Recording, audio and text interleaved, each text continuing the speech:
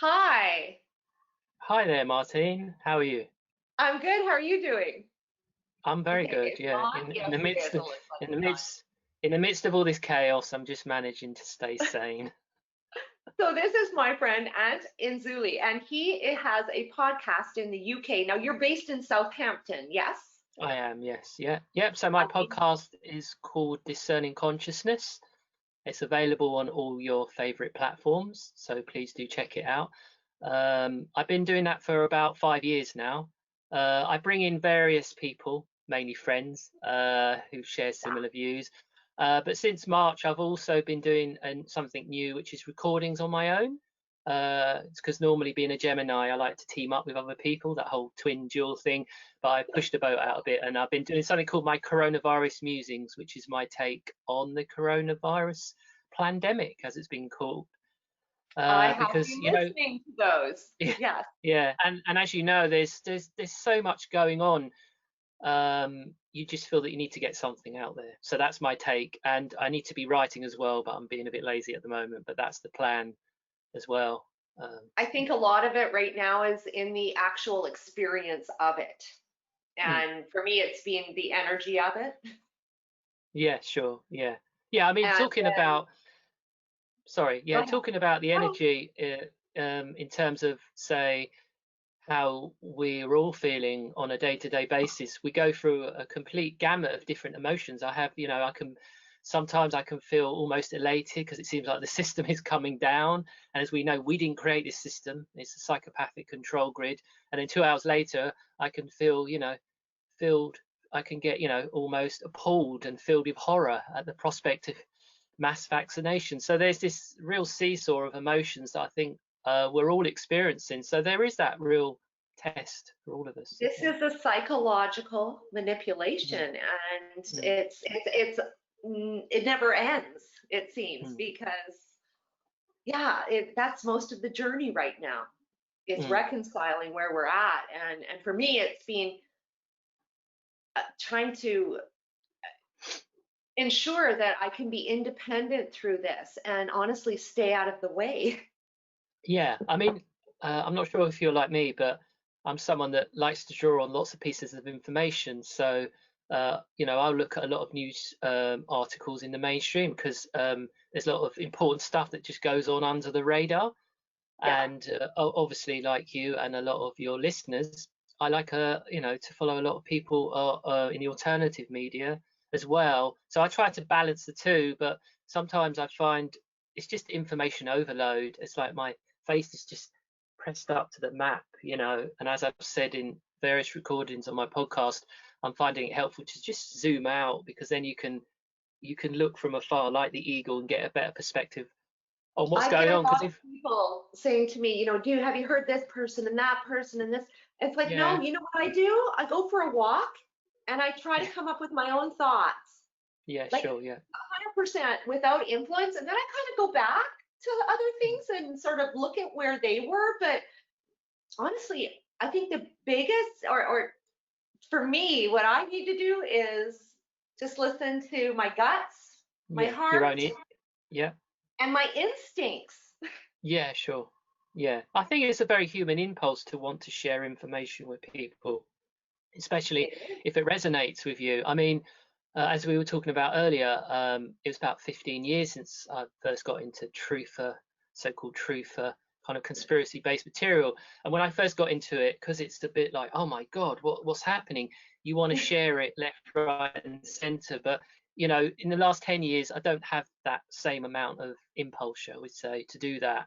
Well, for me, what it did, and what I think a lot of people through the measures, well, it makes true colors come out. And a lot Mm, of people have been able to mask who they are and go through life with the expectations required by society and not mm, being maybe particularly happy about it, but sort of just mm. done what people do. And Well, yeah, in the the UK we law, call it just playing the game, going along to get along kind of thing. Yeah, but when all of a sudden everybody was locked down, that little conversation you were having with secretary every day, wasn't sure, happening.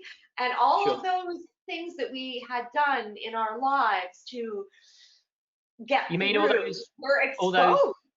yeah, all those little distractions, and yeah, what the lockdown did do, if we look at the lockdown from a less kind of conspiratorial, more holistic, spiritual perspective, what it did do was force people to come to their centre and to just slow down, and that can be quite scary for people Yeah. who basically just use busyness to stop confronting, sorry, to as a way of not looking in, not looking at their shadow, not looking at issues they know. Well, Well, we I all have call that issues experience going within. And in going fact, I within. actually Yeah, yeah, started that process about a year and a half. I started it before that, but I did sure. actually my own kind of lockdown starting Yeah, about sure. a year and a half, a year ago that spring. So Yeah, it was pretty, I'd already sort of been through that, and I had sure, isolated myself in a lot of ways in order to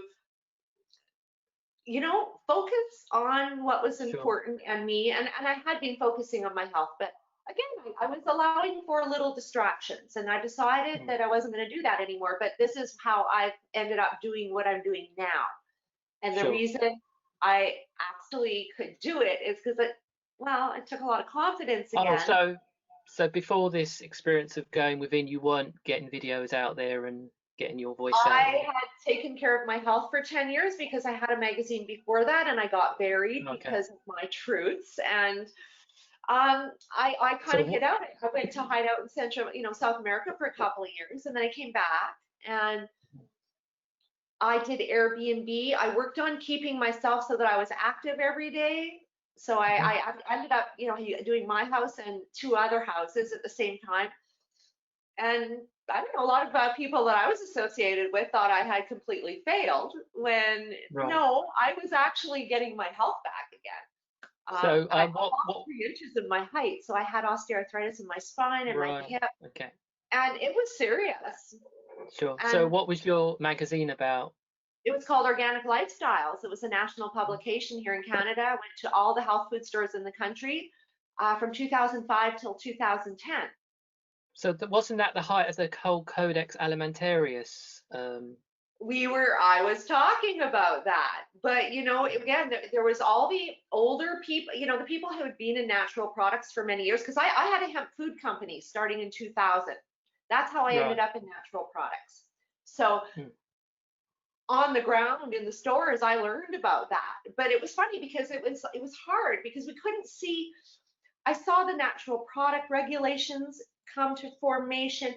You see these steps, but you don't see again that 15 or 20-year span where you sure. can compare. Yeah. Plus, I was a babe in the woods. So Mhm, now I look back and I go, okay, got it. This is how they did it. sure. And now to be in natural products, when I started my little business out of my garage and built it to a 6,000 square foot facility without outside Yeah. investment, you can't do that anymore. Like No. you need No. the PhDs on staff or at least Sure. be, on contract. And again, they pushed the little guy. I Sure. really did know at that time that I was going to be the last of those people Yeah. able to do Yeah. what I had done. Because To after last that, of the I was line kind of 100% thing. corporate and owned. And Right. Right. yeah. Yeah. And I So knew shall we when I decided to sell the company that I had a choice. I could either expand and raise money and sure. go that direction. But, I figured my role about starting a new industry had been completed and done. And Sure. that's why I decided sell it because all the fun was Sure. gone. Right. So you passaged on the journey you need to take, and then you left at the right time. You know what? I'm all about the challenge. When people tell me it Yeah. can't be done, that's what I Right. need. And this is what I love Sure. about what's going on now. I hate what's going on, but when people Yes. tell me that nothing can be done, no, I call bullshit. Well, yeah. It certainly is a challenge. That might be an opportune moment to return to the dreaded coronavirus Yes, pandemic, as it's become known in the media. So obviously you're interviewing people across the Commonwealth, and I you've am. got me on today as your UK representative. As you said, I'm based near Southampton on the south coast. So just to give you a flavour of UK figures, I did a little bit of research.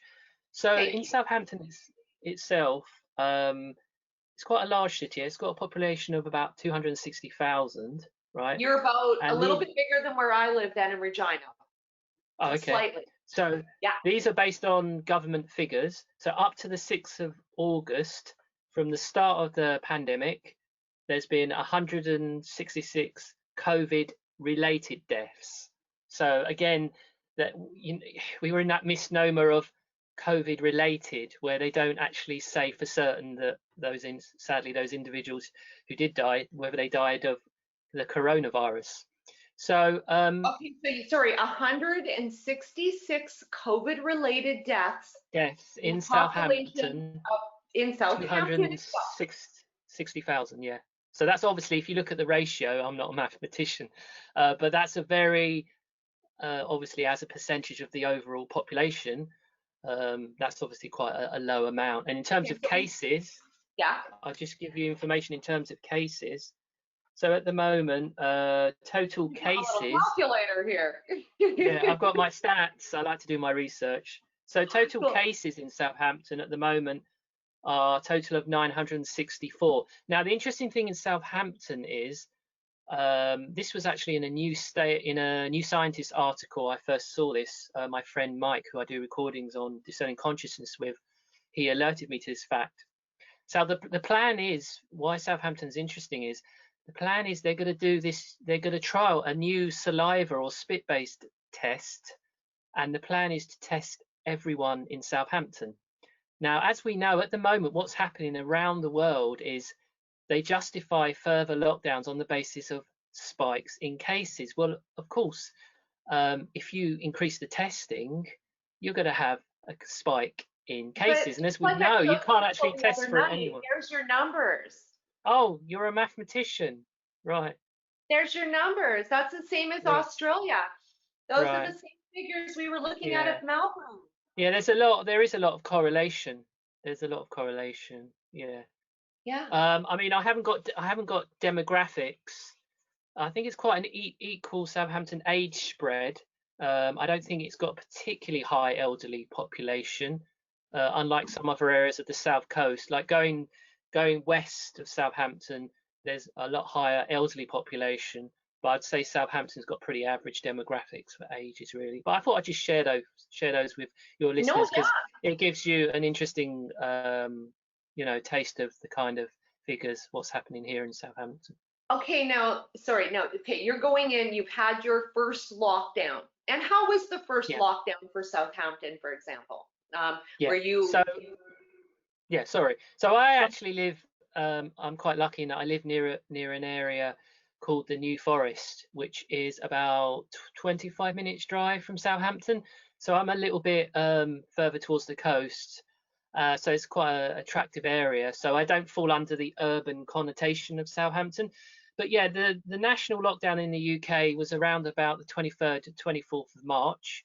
I remember it very well. The press conference by our esteemed leader Boris Johnson, and I was literally, I think I was nearly to the point of shaking because he came on, did the big press conference, probably like Trudeau, and as we were saying earlier, so the main things were you were only to go to work if you're an essential worker. You were only allowed one form of exercise per day.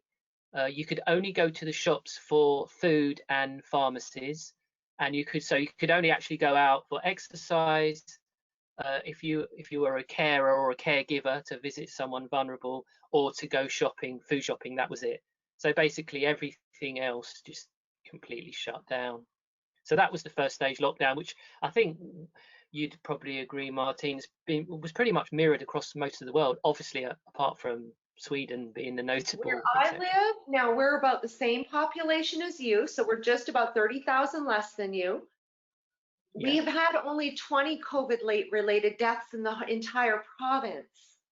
So in our town, we must So the like whole Southampton, we've had 5, not in the 160. entire so since March, that's all you've had. We've never, Right. yeah, we might have 5 in our city. And we're now, I call it COVID light here. People aren't, if you're going to be in trouble in a car, I've heard there's the rule, but it's not really applying. The police aren't enforcing it unless it is an opportunity. Sure. We're in our 5th stage on our way to come out, but we have no end date, and they still have our freedoms. Yes, we're Sure. allowed to go. There's still restrictions on groups of people, but again, I don't see people social distancing, but they're pushing the mask. So they're pushing the mask again when we've had maybe 5 COVID-related deaths in the entire city Mm. in the whole Yeah, time, sure. and they're pushing the mask anyway.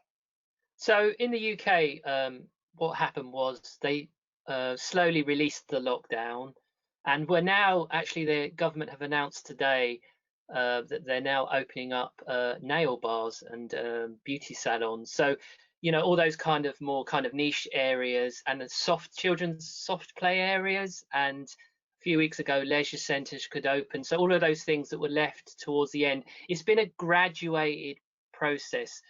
But along with that, what the announcement we've had today, so something we have in the UK, Martine, you might be aware of, and your listeners, is the fact we've had something called travel corridors. So when the lockdown was first being released and people could travel again, because perhaps like in Canada initially for the first few months, all non-essential travel was banned. Yeah. So essentially you couldn't travel abroad. You So, could still travel between provinces in your car, but it sure. was not advised, put it that way. Yeah. So about a month or so ago, the government set up these things called travel corridors. This is whereby they made agreements with countries across mainly Europe, whereby people could travel and then travel back to the UK and not have to go into quarantine. Now, this is a good example of how this system is very much like a reward and punishment system. It's very narcissistic. Social credit. Well, not really social credit. What I'm talking about is more the way in which they give with one hand and then they take with the right hand. Sorry, with the left. So they'll give you a little, and then they'll take a lot more back. So just to finish on this point, what today it's the government have announced. Well, first of all, last week this travel corridor with Spain ended. Right, they literally ended it overnight. So anyone travelling back from Spain and all the islands off the coast, Balearic Islands, and the other islands, you had to self-quarantine for 2 weeks upon arrival back home. So when you arrived back in the country, and they literally did it overnight. So what are people supposed to do who are working, So Yeah. today, along with the opening, the loosening up of the lockdown, the government has announced now, as of 4 o'clock in the morning, tomorrow, all those people who are in France, if they arrive after 4 o'clock in the morning, they've got to self-isolate for 2 weeks, self-quarantine. So this is arbitrary changing of arbitrary changing of rules. People are disgusted. How can they plan anything? Again, we'll probably go on to talk a bit more about the kind of world we're moving into. But here in the UK, what we're looking at is a kind of system where they're placing people into constant stress, constant anxiety. You can't plan things anymore. You've got to pre-plan even the most basic things. I'll give you a very simple example. So we have like local council dumps where you take your waste that the bin men don't take on a weekly basis. So things in your yard, you know what I mean, that you can't put in the normal rubbish. Normally you could just drive up, rock up and offload your items. Now you have to pre-book. You have to go online and you have to pre-book and agree time that you'll turn up. It's a very micro example, but it's symptomatic of the way in which society is changing. Sorry. I wanted to mention this while we were here because I had a conversation with a woman in Calgary. She was an avid swimmer. And of course, the lockdown, it really, messed up her routine. So she decided, of course, when they opened it up, that she would go back. And now you can't just show up and go swimming anymore. No, you have to phone, make an appointment, be there on time, test, temperature testing. And I will get to this later too, but I said, sure. I wonder if it's just women only swimming and men only swimming. Yeah. Again, let's touch into that later. But again. It's a similar example. It's a similar example of the way in which they're kind of, as we said earlier, it's like a slow asphyxiation of your freedoms slow, you know, and it's almost as if, as I've said quite a lot recently, they know that there isn't much that we can really do about it in response, because ultimately they have the guidelines, the rules, the laws, the diktats, Okay. the And statutes, which they're actually mean relying nothing. We on know they mean, they, they're well, the relying on lying the media, yeah. they're Sorry, relying on the ego as well. Ego. in what in Okay, what ego regard? means Sorry. you're not going to change. I want my life back. I'm going to do Yeah, whatever, and yeah. I swim and I have to do that every day. And they believe that you're actually going to tolerate the abuse, because a lot of people are. Like, I won't. I It won't is, be it abused. is, yeah, Martin, you make an interesting point. It is a form of, I think it's like ritualistic abuse. We won't get into Yes, I that, do. but but the point is, yeah, you make the right point in that a lot of people don't push back because they think at some future point everything's going to return to normal. Now, you and I and a lot of your followers You know, know that that isn't the case. And that's the trap, you see. That's why people aren't pushing back to the degree that they probably would if they had an awareness that, you know, that's why they keep calling it the Great Reset. And we have, you know, in a British context, we have former prime ministers, war criminal like Tony Blair, and also former Prime Minister Gordon Brown saying, you know, this is the new normal. There's no going back. They are again telling us what is going to happen, and that's where a lot the of the day public, I think, are being fooled, are being deliberately misled, unfortunately. the day the pandemic was basically announced, Gordon Brown and Tony Blair were like in tandem in newspapers I with the know. Yeah, articles yeah. about global government, and I mean, basically setting the table, which for what has already been decided. Well, they But are. I don't mean to be rude, but they are basically globalist whores or globalist they pimps, are. and you know they've got that smiling demon where they come on and they smile as they say The these things. smiling face that is absolutely disingenuous. I Well, know it's it. symptomatic of, you know, at the very least narcissism, but at the worst psychopathy. And you know, Tony Blair has always demonstrated all of those traits. So You see, this is it, right? People aren't understanding that this is who we're dealing with here. And we are dealing with, okay, we're looking at where we live, and it doesn't matter, you know, I'm looking at Australia, the UK. I'm in touch with people all over the world every day. So I've had a nice little sure. bird's eye view, as you have. I see you've got a lot of international, American, Canadian friends. And so Yeah, I we're mean, outside of, we've got a nice yeah, view out there. outside of the UK, most of my listeners on Discerning Consciousness are consciousness. Can't even say it. Not an easy word to say. Don't know why I picked such a hard word. Yeah, most of my listeners are in the States, which is interesting. Very few in Europe, which is, I think there's less of an interest in like spiritualism, alternative, conspiracy based in Europe.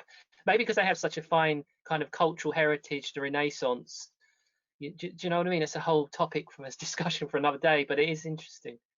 Well, you know, as we know, these are, and I've been calling right from the get-go, and I think you have too. I mean, it's Agenda 2030 goals.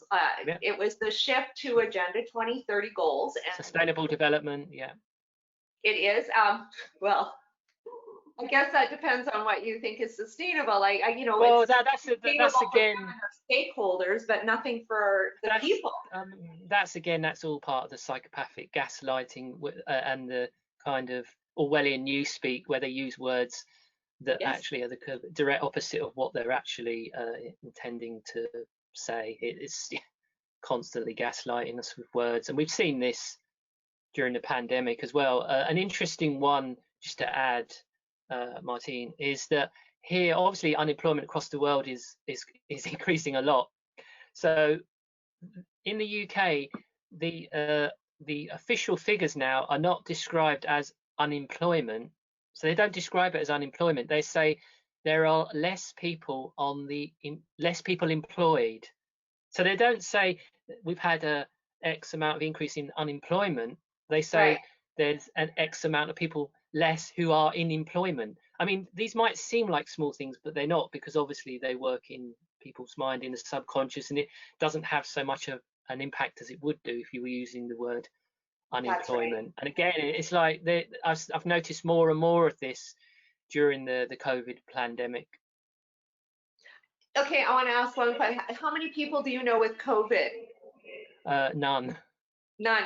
Now you No. have a podcast you've been doing for 5 years. You have an Yeah. international network. And of course, did you grow up in that area?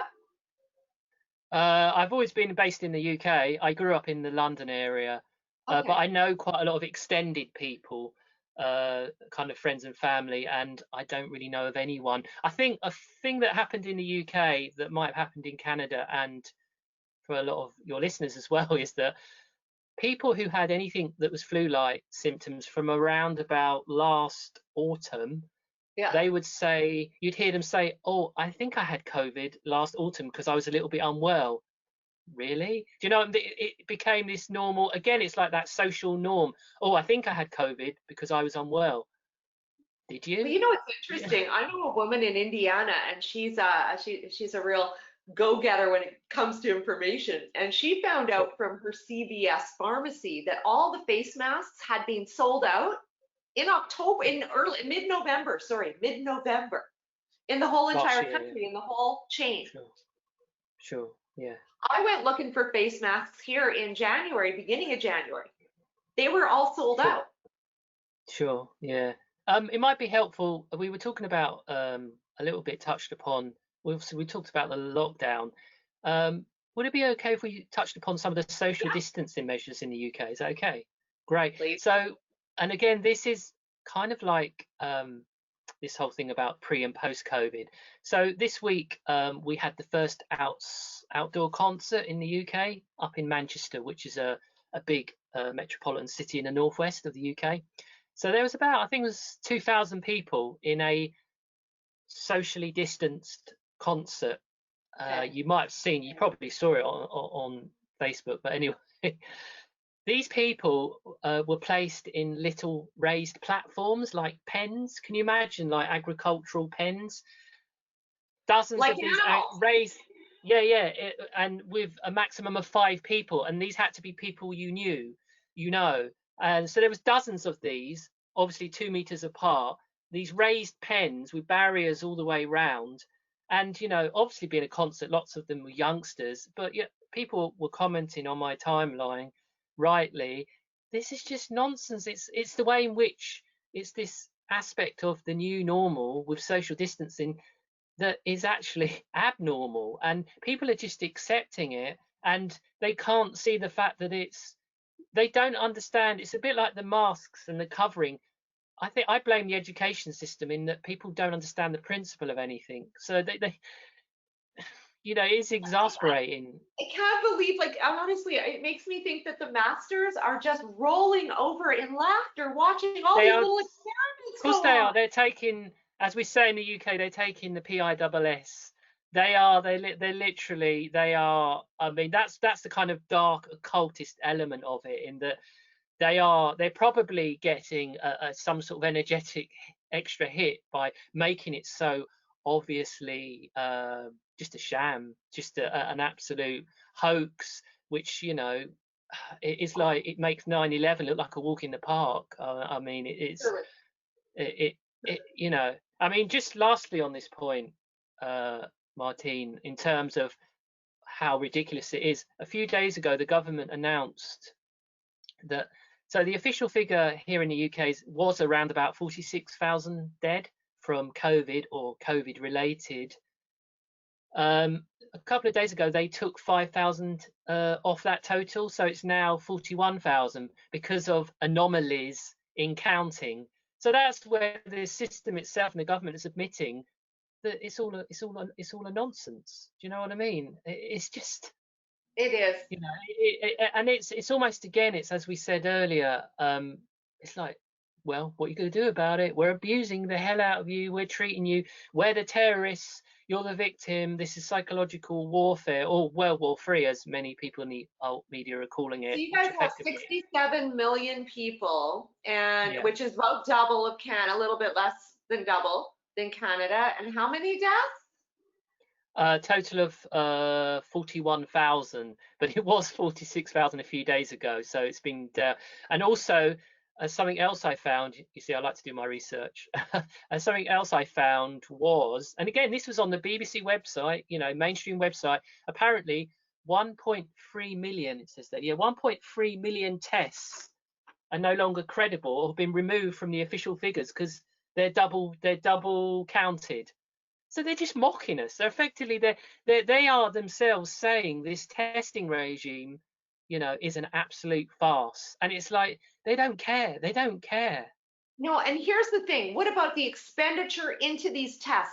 Now, I Of don't know what it's course, like there, but it was already taking us 8 months to get to a specialist in Canada. Eight sure. months for a Oh, the procedure up to NHS. 2 years. Yeah, And here's your death rate. There you go. yeah. Thank you. Come So just on. That's briefly to touch. ridiculous.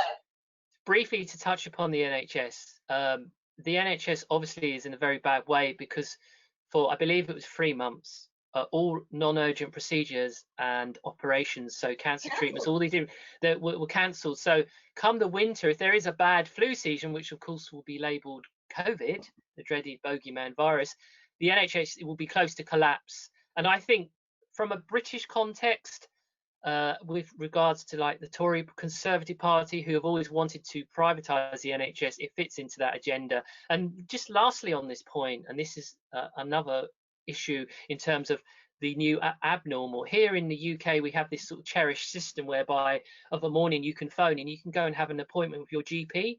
And this is for like routine stuff, like aches and pains, and you go along and you get your little prescription and you go and get your medication. Now, the Health Secretary, Matt Hancock, has said in future, starting from now, he wants most appointments done remotely on things like this, or Zoom or Skype. I mean, that's ridiculous because, for most conditions, certainly elderly people, they like that contact with their doctor, and you need to see the patient. And this is, yeah. Just They're finish not on this point. Anymore. They're order takers. No. That's all Well, they are. eventually it'd be AI. But just lastly on this point, that is another thing whereby if they had proposed that in the context of no coronavirus pandemic, they would have never have got away with it. Now, this is just what we do. This is just what we do. This is this is how the technology is going to save us. And it's totally 2030 goals would never have been realized unless they took our rights away and our freedom. And this also relates. Just switch. This is also what we were saying about the before and after, like with World War I and World War II. Again, that's what these forces behind all these events do, because they make sure it's such a shock to the human psyche that they can then roll out their whole agenda. That's how they do it. And perhaps like you and a lot of your listeners, smart people who've been doing all this research, we all kind of saw it coming, didn't we? With this whole contactless smart grid, contactless key entry, contactless cards and all the rest of it. We all saw where it was leading to, didn't we? We did. Quite honestly, it doesn't make it any better. Doing Airbnb, it was them, honestly, that started pushing the keyless entry, and then the anonymity of people staying in your home.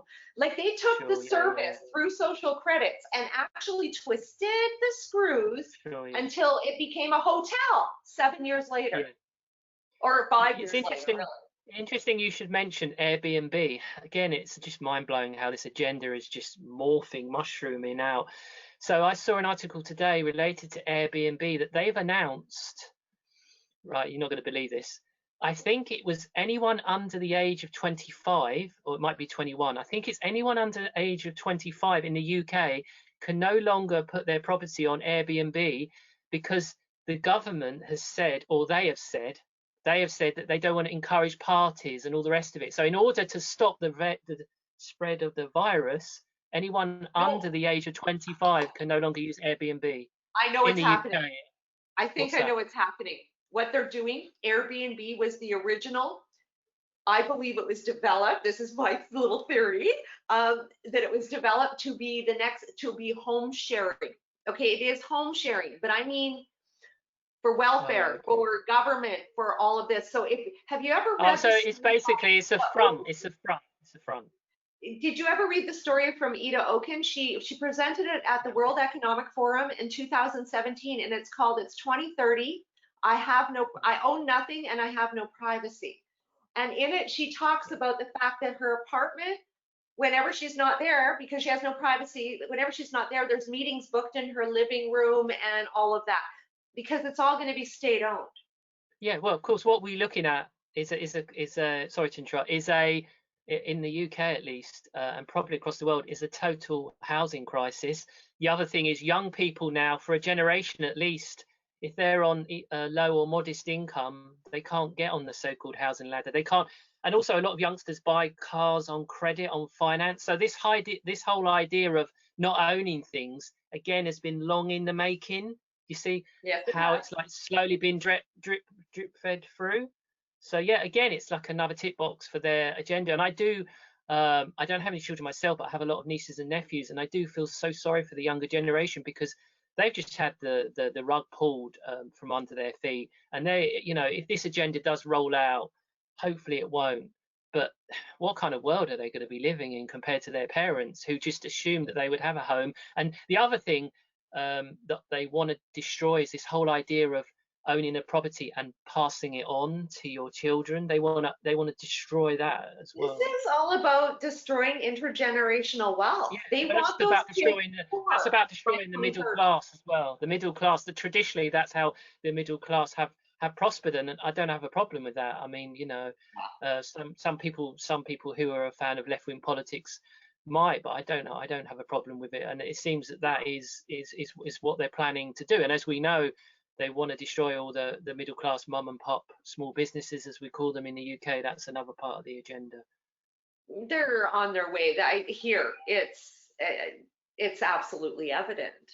Yeah, I mean, they've destroyed small business, and now that they're making the smaller businesses are making people wear masks to enter, because the city, we've got associations, they're all strongly recommending this strong recommendation for literally, like we just said, 6K. It's just stupid. We have no and patience. Also, yeah, absolutely. And also, Martine, what's also happening for quite a few years now, you've seen corporations buy out one another. So, 50 years ago, you literally had dozens of automobile manufacturers. Now, there's probably less than a dozen major ones, and they're buying one another out. And that's the same with pharmaceuticals, it's the same with big food producers, it's the same all the way, because eventually all you'll have in each sector of the economy is a few corporations, and you'll just have like oligarchies. You'll just essentially, and they'll be able to set the price. And this is where you're having like a communist system, where this is where I believe that all free market capitalism, which never really has been, but we'll use those words, is going to be usurped and replaced by a kind of Marxist kind of system, I think. Yes. Well, that's their goal. That's their goal. That's their goal. That's what I see. I see the brands like right away. Even in the spring, I did a video about the culling of the brands, because I know who's who, and I can see which ones get taken out, and I can also see who's got the shelf space in the stores. And I was hearing like a year and a half ago that within 5 years there would be no more small health food stores.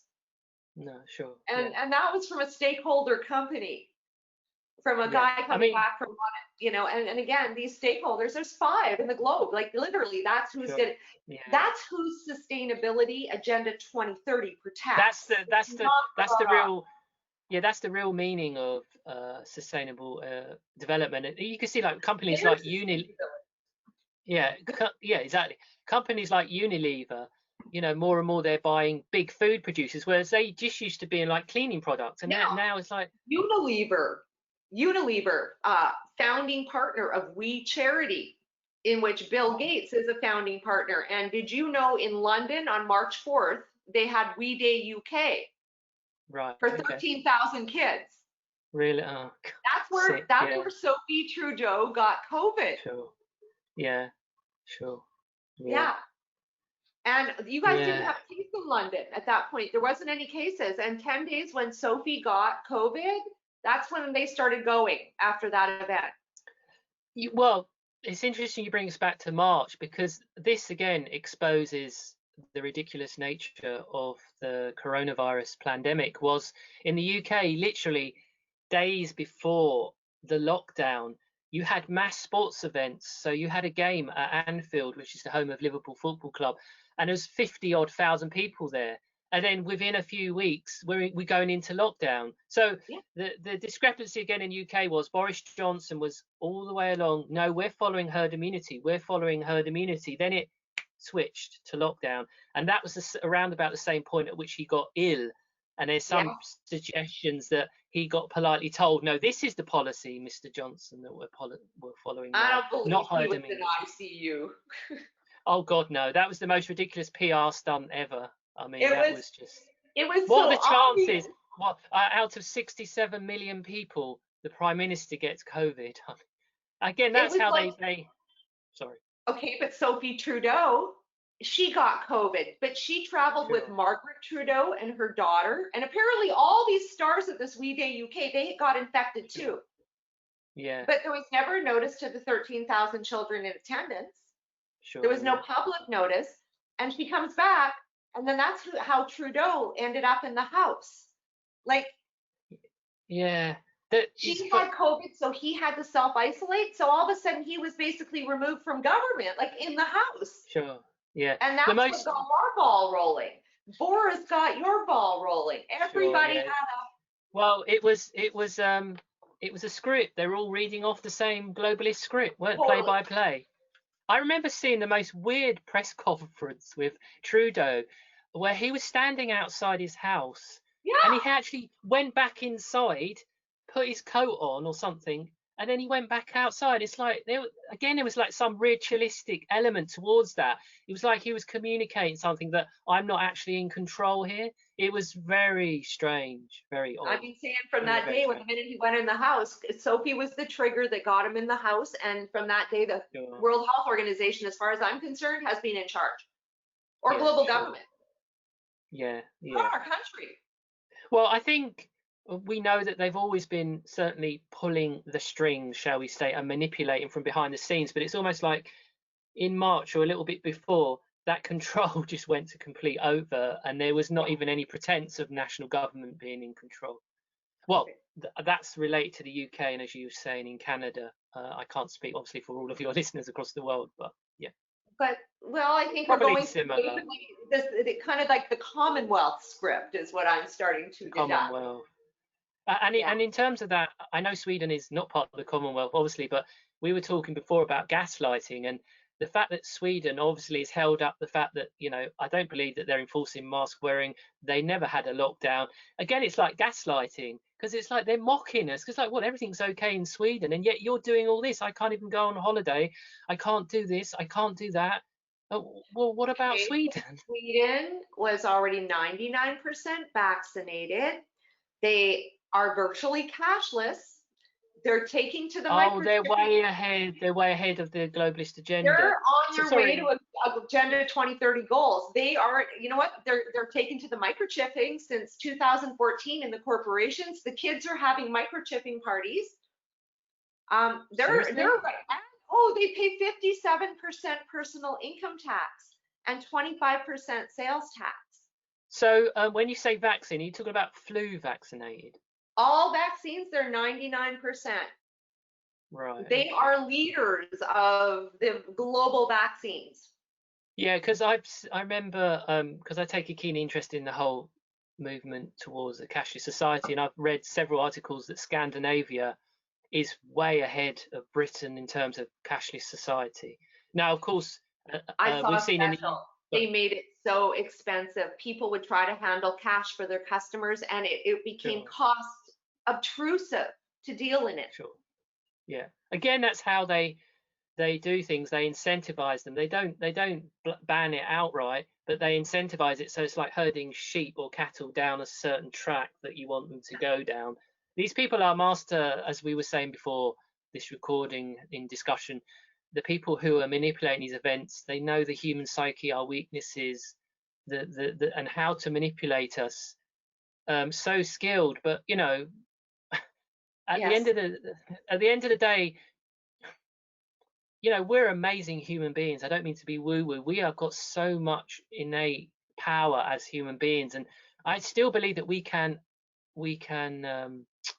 overcome this, because my God, these people, they're not even human, really, are they? They're like soulless entities.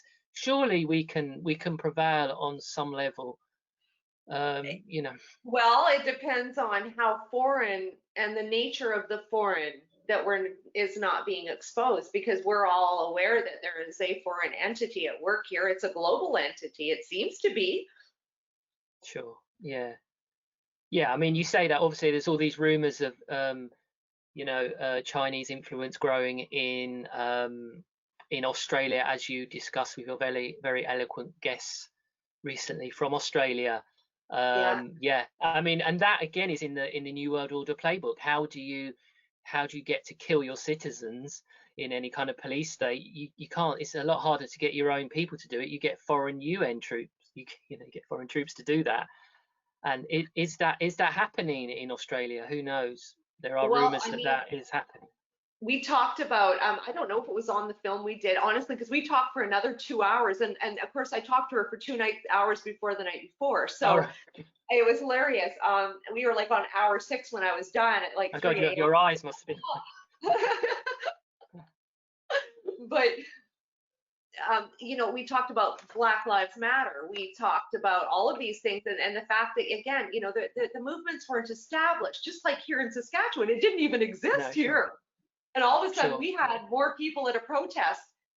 And it's like, where did they come from? It was all contrived. Absolutely contrived. Yeah, it was. Yeah, that They was were buffed in. that was an interesting little curveball, the whole George Floyd incident. Whether they did that because they felt they were losing the narrative on the coronavirus at the time, we will never know. But yeah, that was an interesting little curveball, wasn't it? It was honestly, to see it in my city, okay, literally, we don't have a movement. And I found actual federal funding at the end of that little track. Sure. Yeah. Yeah. We saw it in Saskatoon. They hired a modeling agency there. Sure, that's where I tracked the Black Lives Matters movement. Yeah. Yeah. And again, it was lovely that these people came out, but again, all the participants and all of this outcry was absolute. Sure. It was a setup. I was shocked when I did some research for a recording I did on Black Lives Matter a wee while ago, and to find out how many corporations fund that organization. It's like every top corporation you could think of funds Black Lives Matter. Isn't that yeah, well, yeah, apparently these corporations are massively principled people that care about minority rights. So this is the problem here, is because, see, we're trying to be activists and we're going out to try to do protests. Now, the problem is I'm a marketer. The minute I got out there, I was like, I know when I'm getting screwed over. I know when I'm hitting walls. I'm a girl who did 240 in-store presentations across the country in a year. So I know when I've got barriers, and it was immediate here, immediate. Everywhere I went, boom, boom, boom, walls. And I'm like, this is absolutely set up. This is beyond protesting. You can't do that anymore. We need to redesign this wheel, because protests are over. And as well, you're targeting yourself now. We're being targeted. Of course. I mean, the issue, if we just maybe touch upon it a bit broader, Martine, if you like, with the issue of race, ethnicity, and identity politics, obviously that's a program or an agenda that they've been running for quite some time. So again, there's no faster way to shut people up. No, absolutely. Because if the slightest chance that you might offend somebody, well, there you go in that subject. Again, it shuts the conversation down. Yeah, and as I've said on my own material, on my own podcast, the whole Black Lives Matter movement, in its essence, in its core, is actually racist. I believe it's fundamentally racist towards Black people because it groups all Black people into one group. Now, every Black person, like everyone on this planet, whatever color they are, is a separate individual. Yeah. And then you're lumping, as you know, many Black people have said, well, I'm not a victim. Don't get me wrong, I understand, issues around police violence and brutality towards Black people and other groups, and that is a real issue. I'm not saying that doesn't exist, but when you group all Black people into, that's really insulting towards Black people. It was to me, it was like the Me Too movement. Honestly, exactly. I don't want to be anything to do with those women. As far as I'm No. concerned, But they I'm sure it, they yeah, utilized and they actually did what they did for money. And they became sure. great stars and they played the game until someone else who wasn't profiting or benefiting actually stood up. And then they decided to go ahead on a playbook. And to me, that was just Well, yeah, insult to women. yeah, I'm not a because victim.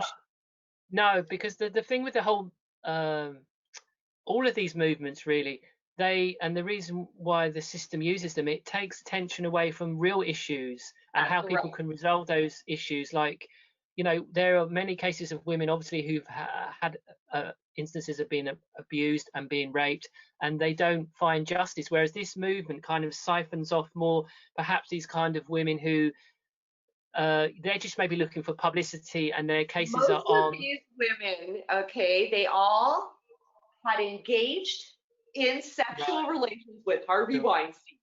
They Yeah, all got exactly. roles for it. They became stars for it.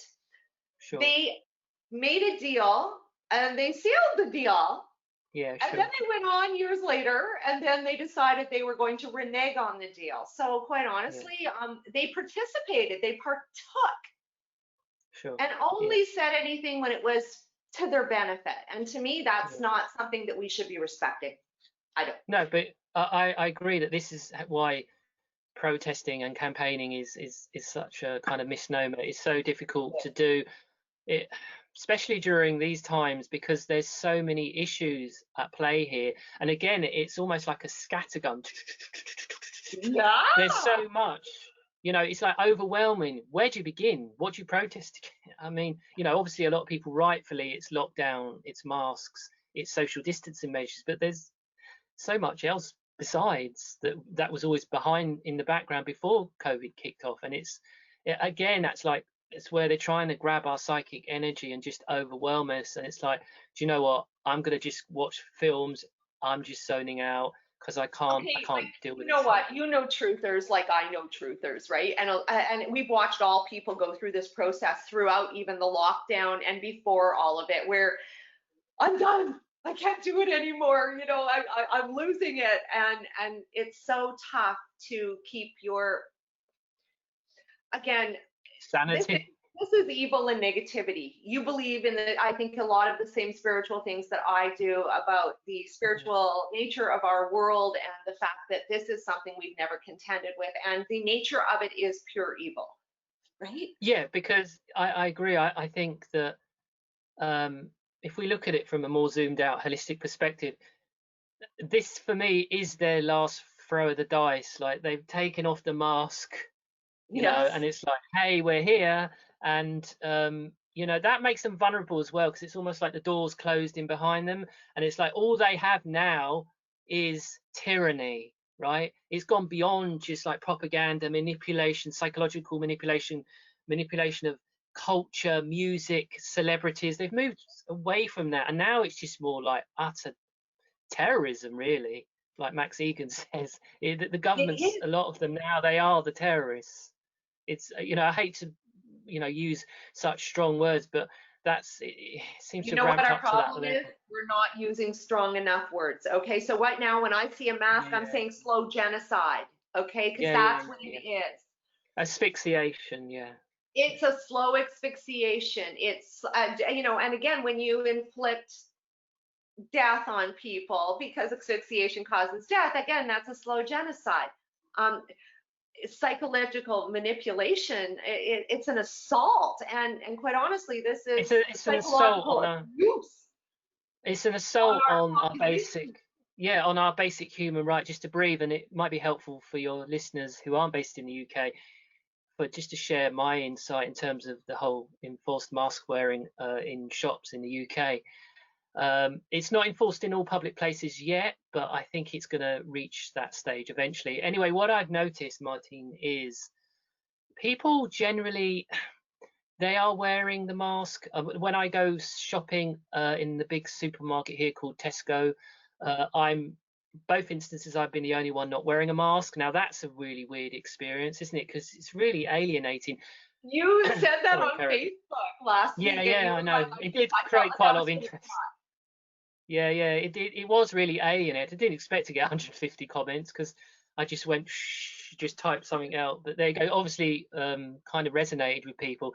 The other thing is, I don't feel anger towards people that wear masks because quite a lot of them are just doing it because they want a quiet life, and they're doing it as part of their daily routine. You know, before they go out, keys, wallet, mask, and they just keep it hooked behind their ear in between visits to It shops. makes me But want to cry.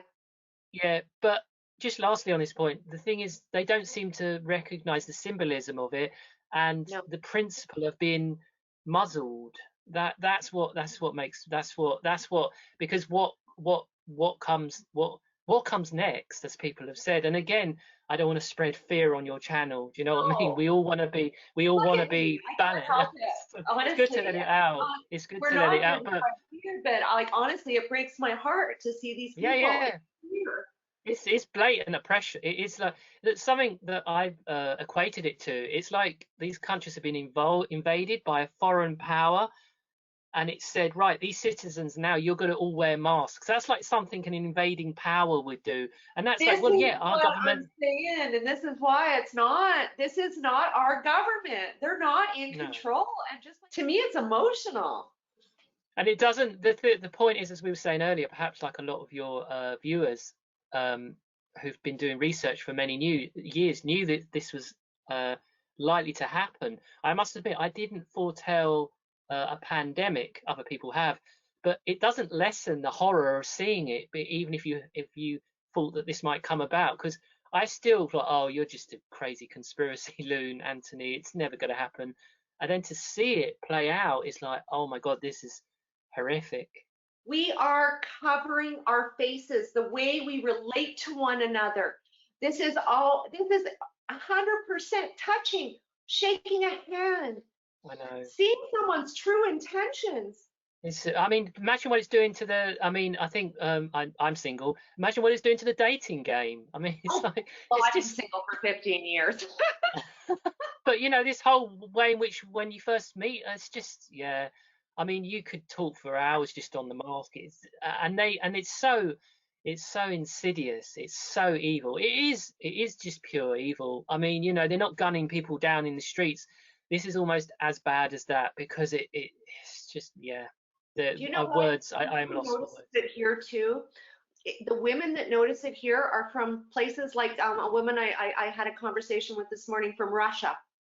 Yeah. She knows what she's seeing. She Yeah. knows Sure. foreign Yeah. powers. It's Yeah. European women here in Saskatchewan. It's not the women from here. They wouldn't recognize No. infiltration. Sure. They're again Sure. they hang out with the same people they did in high school. They don't have new friends. Sure. They're not looking at their own landscape. No. I can tell you when I go to the Sure. legislature here, I can see who's guarding the palace, and it's not our boys. Sure. No. No. No. I was just looking at my notes because it does the two phrases. It's firstly, it's intimidation. So it's intimidation by our government. And basically, the other thing is it does feel like a slow torture. As I said, it's like a slow asphyxiation, which relates to the mask. And it's like, where are we going to be in 6 months' time? That's a scary thing. I'll end it at that point on the mask because I don't And want you know, I to saw keep an thinking. article about a place in the States where they were suggesting the boss, the CEO of the company said that even on Zoom meetings, when you're in your house Oh, in I saw that. isolation, you have to cover your Yeah, mouth. yeah, I What saw that. you got to know, this is not about, again, this is about never being seen Yeah. Do you know what else or it heard. also relates? Do you also know what else it relates to? Is many years ago, I heard that I'm not sure you sound like you've done a lot of research into the whole UN aspect of things. I haven't done a huge amount. I'm aware of certain things, but there were proposals at some stage to create clean air zones. Now, is this mask business, is that related to the establishment of clean air zones under the whole sustainable development fake green agenda in the So eventually what, they could tell us about well, the clean air zones. I What can't was that? remember whether it was the Rockefeller Foundation or somebody like that who said that that's what they wanted. I can't remember. It was some sort of luminary, some sort of leading Rothschild type person said that that was their dream, basically, to charge us for clean air. And I'm thinking, well, under the fake green agenda, you know, they could probably get away with that. So you can remove your mask in the clean air zones, you know. So Okay. 5 cities have mandated by government to introduce a clean air zone. These are Birmingham, Leeds, Nottingham, Derby, and Southampton. The oh, in the government has UK, right? also named 23 authorities where it expects pollution levels. So it starts with pollution. Hmm. Yeah, yeah, And yeah, you know, people have also said about the masks, like it's like they want our oxygen. yeah, yeah. Sure. Oh, it's like they're harvesting our oxygen. Yeah, yeah. It's not enough to have our minds. They want the breath It's as like well. solar radiation management. Everybody's like, oh, you know, Yeah, Bill Gates says it's sure, it's to block out the sun and save us. No, you know why? It's sure, to yeah, block out the sun so it bounces back to sure. space where they're harvesting that energy. And the other thing, how it relates to fascism, Martine, is that did anyone ask you? Did anyone ask me? Did anyone ask any of your friends, family, or any of your viewers if they wanted any of these things? This is where it's overt fascism, and that's where they always need the disaster event, the huge event like a world war, like a pandemic, like 9/11, to bring in their roll out their agenda, which normally people will go, hold on a minute, I can't accept this. But the lack of pushback from people, and I don't want to be overly critical of the public because we all have our stuff to deal Okay, with, but has you know what? shocked me. We've never confronted anything like this, our generations. Okay, we had our freedom. I'm 52. How old are you? Not far behind you, I'm 48, I had to think. Okay. So we have to fight for our freedom? No. No, it was bestowed upon us. And so now we didn't really none of us realized in our nations like that we had to Well, hold on. what were we taught at school here in the UK? You know, the mother of all democracies, the mother of all parliaments in the UK. You know, for people to make that leap of faith to an understanding that then now that's all a sham, an illusion, a chimera, and you're actually living under government tyranny is too much for people to do. They'll think, well, the government lies, the government's duplicitous, the government is in cahoots with corporations, the government manipulates, but I can't believe that my government is fascistic or tyrannical because we defeated that when we defeated the Germans and the Nazis in That's 1945.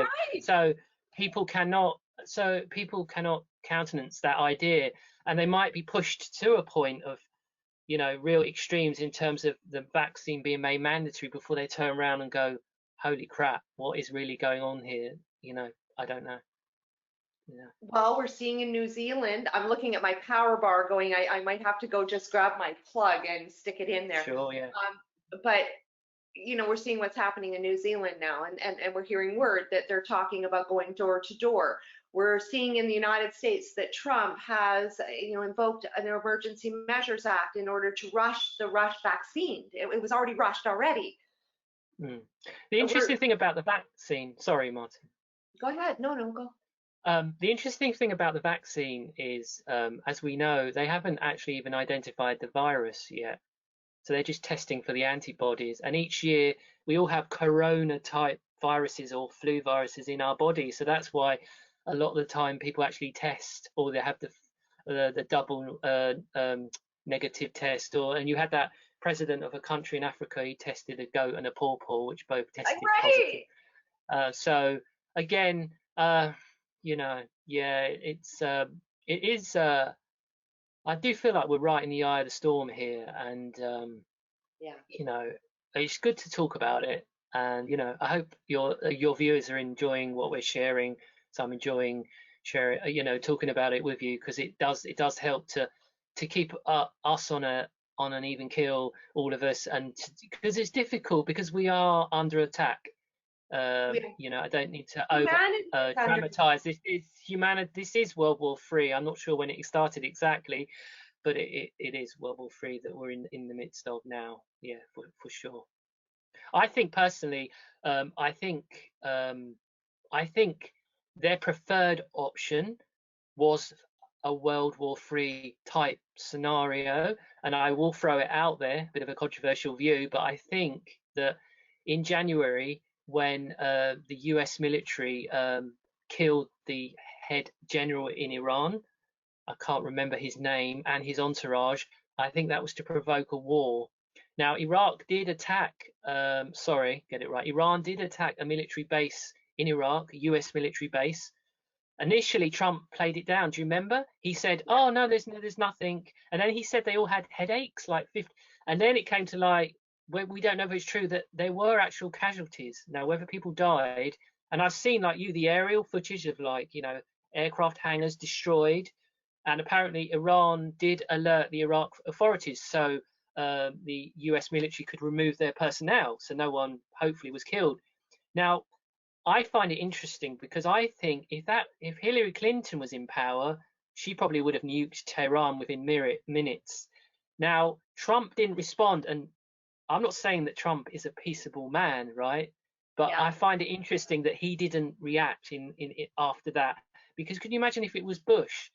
Iran would have been nuked off the planet. So that's where I'm not saying that I'm on board for the Q things. We've had discussion before. I'm certainly not. But I think in January they tried to kick off World War III by provoking Iran. It didn't happen, and it's like Plan B, pandemic. That's my take on it, anyway. Could be wrong, but you know, they obviously. Interesting observation. Now, I saw, you know, the coronavirus being used as a bioweapon in areas like Ecuador and the Shuar territory. They were the first that got it, because I was watching at the beginning with that John Hopkins map. They had the exact location of the first cases, and I was watching the globe, and I was on there like 5 hours a day at the beginning, and waiting for Ecuador. And I mean, I couldn't believe where it landed. Not in Quito, you know, just same as Brazil. Not in Rio at the Carnival with millions of people, but in Mato Grosso, like, no. So talking, I'll just throw this in here because your viewers will probably want to laugh and think it's not true, but apparently, so a lot of sports have been stopped, and like in America and Canada and Australia and New Zealand and South Africa as well, obviously part of the Commonwealth. Huge interest in sports, in football in the UK, football, but obviously in Canada and the other Commonwealth countries known as soccer. That's all. It came back in June to empty stadiums. What they're now proposing when the season restarts in September, and I just saw this today, but you know, it sounds ridiculous. So fans, when they attend the matches in future, they have got to sign something to say that they agree to guidelines that they will not sing, they will not shout, or they will not chant. So basically, they will not create any atmosphere. Now, the whole point of fans, as you know, being in any sports event, is to create the atmosphere that makes sports what it is. And again, it's this whole COVID thing where it's like this anti-human atmosphere. Again, the way we behave in public. Yeah. The way we interact. I'm honestly waiting to get the memo that I'm not allowed to wear my shorts or my skirts the way I'm serious. I said that right from the get-go. Waiting for the memo. Yeah. So, all right. Well, you were talking about the government telling you what you can and can't wear. So back in March. I mean, that's what I'm little like. Again, these cultural. It's like how we behave in public, what's said in public. And I right from the get-go with the social distancing, I was going, seems to be a targeting of women. Sure. Yeah. So back in March, when the government first announced the national lockdown in the UK, they were even telling households who they can and can't have sex with. So, you know, if you're a couple in literally, you couldn't meet up with people in another house and have sex. You know, all these arcane and ridiculous. And again, it's like this whole communist kind of Marxist agenda whereby they're involving themselves in the smallest minutiae of our lives. But who does that? In Islamic culture, they do that. They dictate how you behave. Sure, yeah. That's the only culture I know that gets involved at a state level. But that's the system. But that, for me, is the complete opposite of what liberal Western democracy was about, which was about, you know, as long as you don't break the law, do harm to anyone, then you can go about and travel as you please, where we've now we've got, it's a complete opposite of that, and that's what disturbs me the most. Because if we're like that in 2025, where are we going to be next year and the year after that? Because they certainly ain't going to renege. They're not going Honestly, to I'm draw so back. glad I'm not young anymore. Oh my Yeah, gosh. Like, I'm me glad too. I've sort of, again, Yeah, gone, this is the way, this is destroying the fabric of relationships. It's of destroying the course. fabric of how we relate to one another. It is. Sure.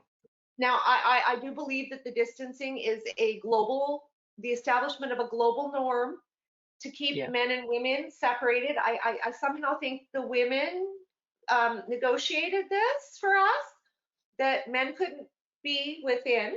And again, that was for kids and everybody to learn this new way, which would be as a result of the belief that women are always perpetually victims. And I do not agree with Sure. that. So Sure. Yeah. that's a problem.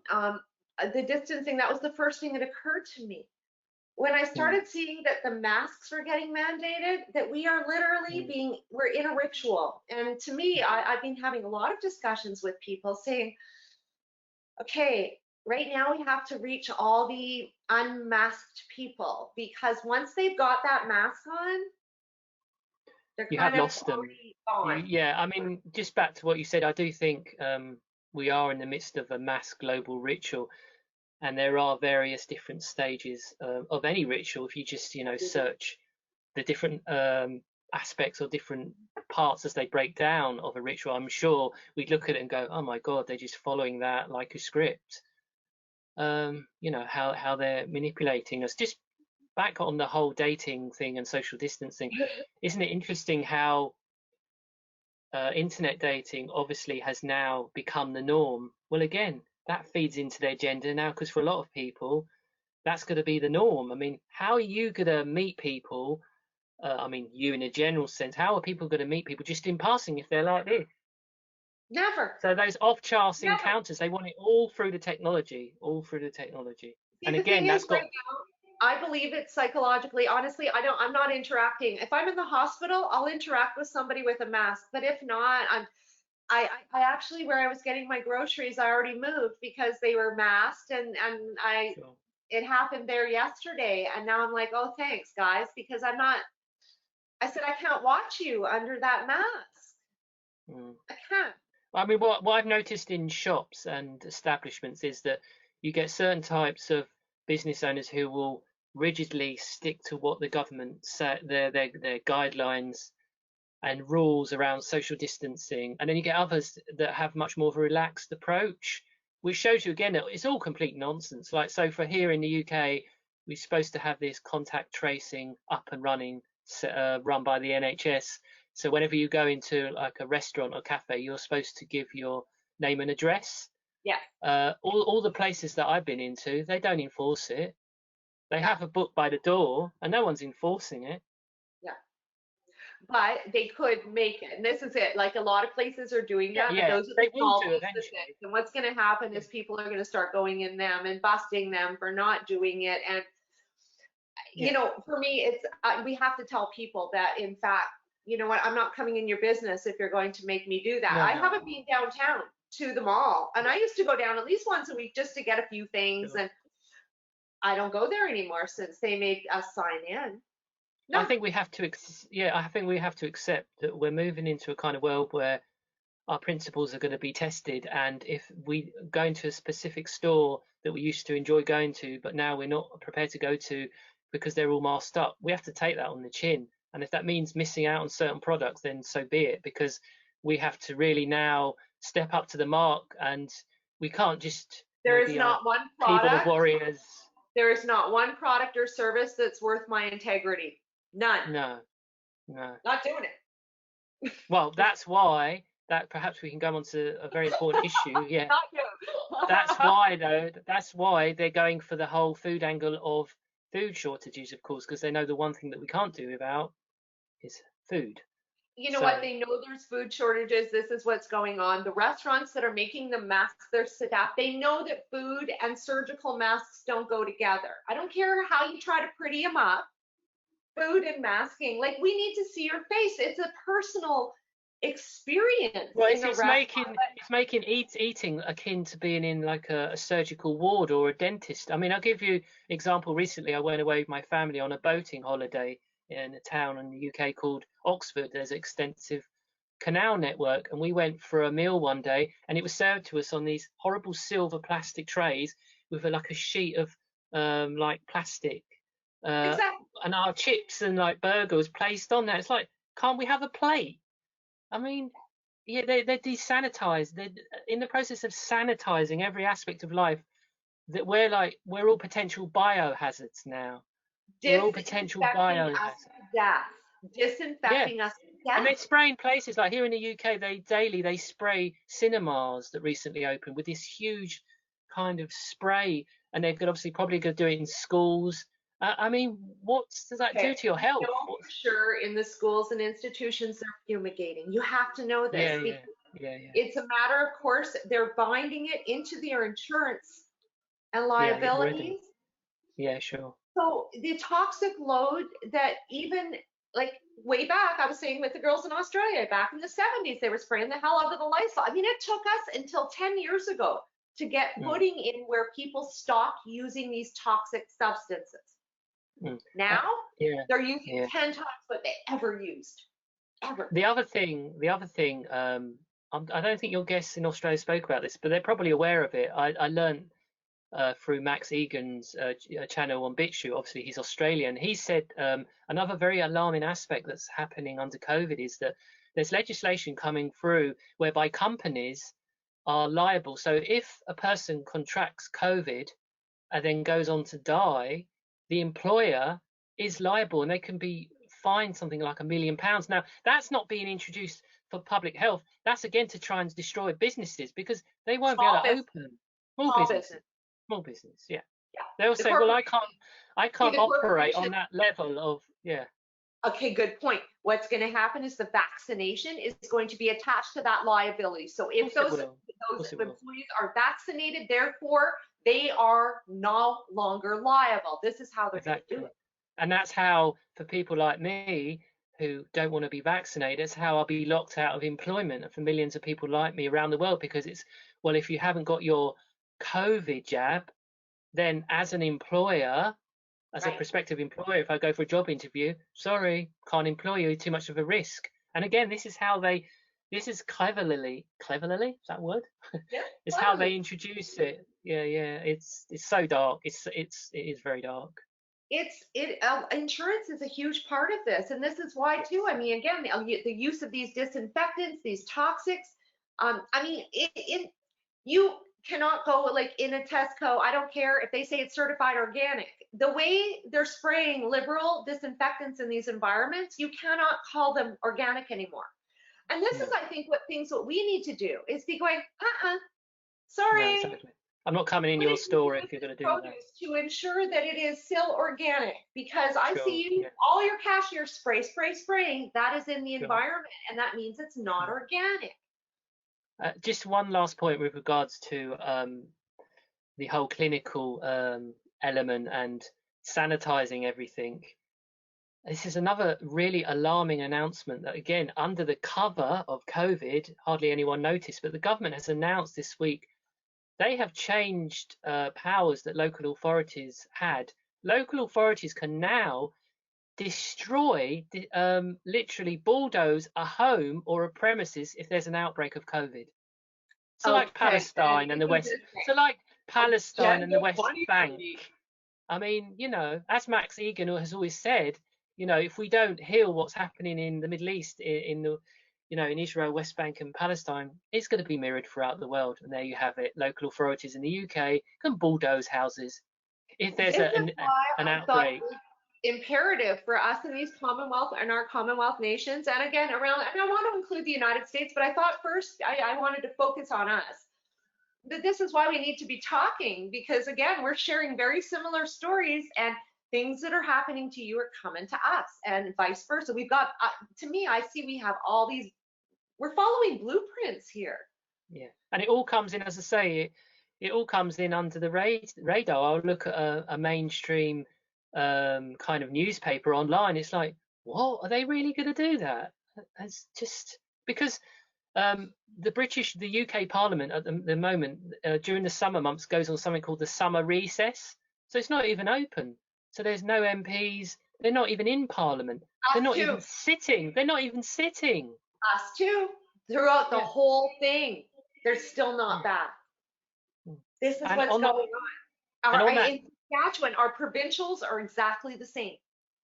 and also during the COVID, they cancelled all the local elections. I know on one level it's like it's meaningless, but it just shows you again what a sham democracy is if they're just prepared to cancel elections.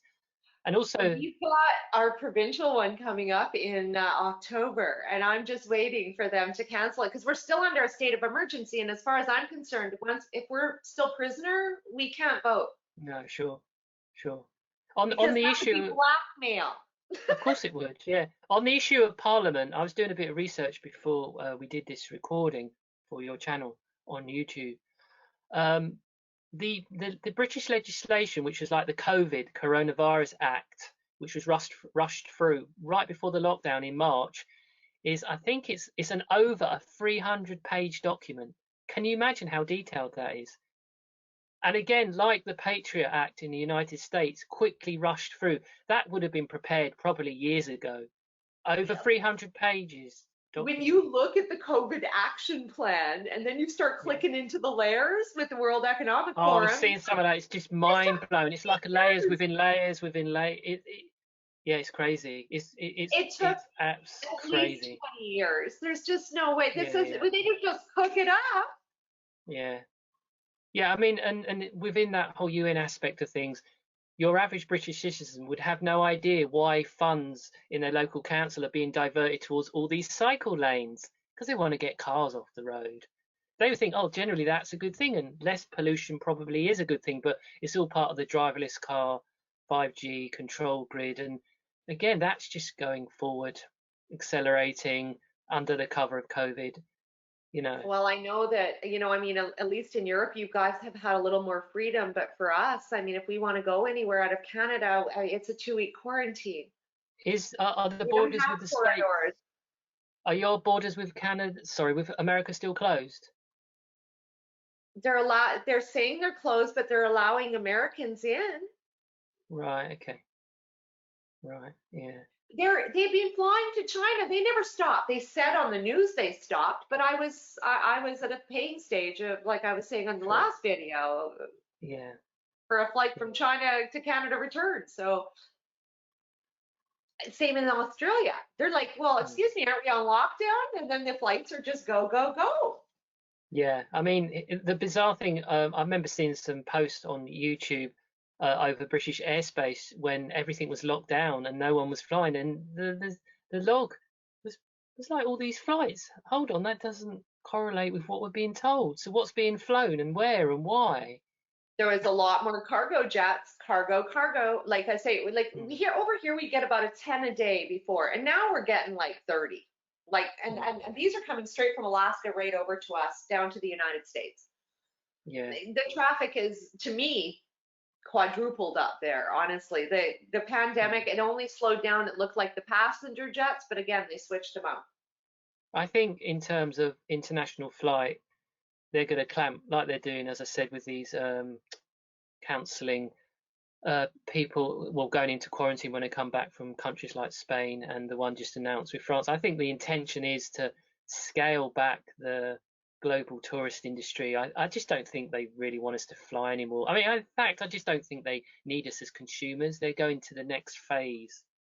There'll be some carriers. You'll have some state carriers left, but that'll be it. A I few. honestly, the idea is to break us so that none of us Yeah, yeah, can of own course. anything, because by the 2030, everything that's a product will become a service. That's part of the Yes. COVID action plan.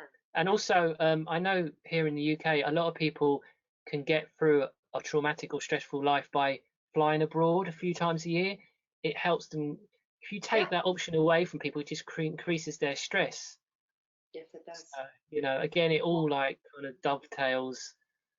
Like honestly, where I live, most people they go away for 2 weeks, which means they go to an all-inclusive. Now they Yeah, can't, because sure, if they come back, they're going to have to quarantine on either sure. end. How are they going to do that? Yeah, and just a little anecdote with regards to the fact, as I said, with France, the British government's ending that travel corridor. So if you come back after 4 o'clock in the morning tomorrow as a British citizen, you have to quarantine in your own home for 2 weeks. Just to add to that, and this shows you just, you know, how the corporate world, how evil they are. British Airways, because they know about 150,000 UK nationals are desperate to get back to the country, the UK, before they have to go into 2-week quarantine, they're charging 6 times on their flights, 6 times increase. Oh, you know, So that again, just it's shows you, just yeah, so predictable. yeah. And British Airways is an interesting one because as a company, they're making massive redundancies, and people who are left are on kind of contracts of 50% wage. And this is another thing perhaps we could talk about, Martine, because it might be interesting for your viewers. The impact on the economy, I mean, already is pretty horrific, and the goal is obviously they want to make us pretty much to the stage of being destitute, and this is all part of it, you know. I believe it is. The norm is pay cuts. That's just the norm now, and it'll be, well, if you've got a job, yeah, you should be thankful. Yeah, but you know, it started here in the UK for 10 years. Most people have had no pay increases year on year. No pay increases. That's just the norm. You know, an unacceptable norm, like young people not being able to afford to live in the house. So again, you know, just another unacceptable aspect of the new norm, which is You know, abnormal. how can there? So many people don't even have a job here. You know, again, they weren't going back. I met a woman the other day, yesterday, who, again, she was working in the hospital as a nurse.